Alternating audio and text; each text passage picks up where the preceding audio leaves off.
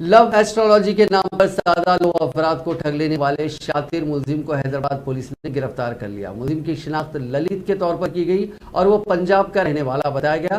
पूरा मामला यह है कि 3 माह कबल एक लड़की ने ऑनलाइन नजूमी के लिए ऑनलाइन सर्च किया तो इसे इंस्टाग्राम हैंडल पर एस्ट्रो गोपाल का फोन नंबर मिला।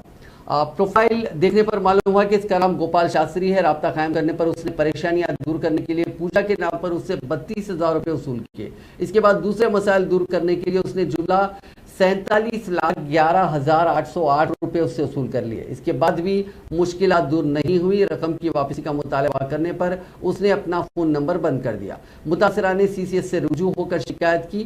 पुलिस ने छानबीन के बाद ललित को गिरफ्तार किया, जो अपने आप को ज्योतिष जाहिर कर रहा था।